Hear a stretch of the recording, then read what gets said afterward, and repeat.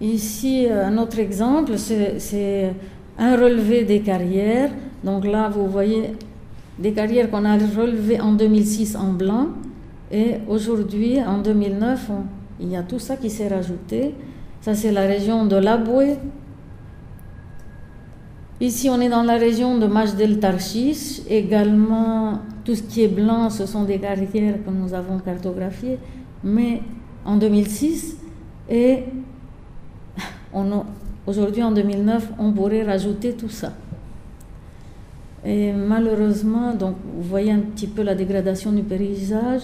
Et ici, nous sommes dans la région des deux plus grands gouffres du Liban. Il faut voir Dara, qui a 600 mètres de profondeur, et Atin Hazar, qui a 510 mètres.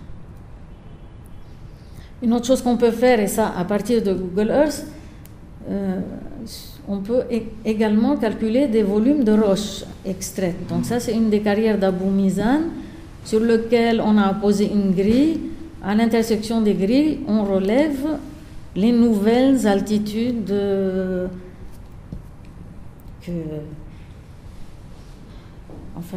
l'état des lieux après extraction des roches.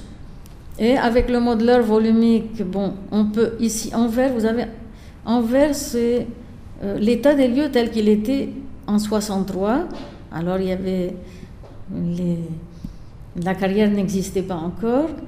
Ici, c'est le nouvel état qu'on a modélisé à partir des altitudes prises sur l'image précédente.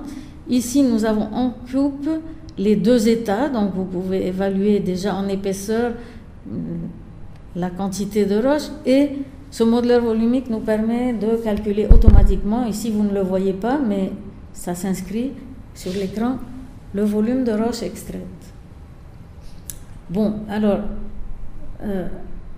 on peut aussi, toutes ces cartographies de carrières que je vous ai montrées, on peut aussi les transposer sur le système d'information géographique et faire une étude statistique qui aujourd'hui peut être reportée sur un système d'information géographique. Elle donne lieu à des analyses statistiques qui peuvent conduire à une véritable lecture politique de la situation. Pourquoi ? Parce que aujourd'hui, très souvent, ce sont des députés qui sont propriétaires de ces carrières.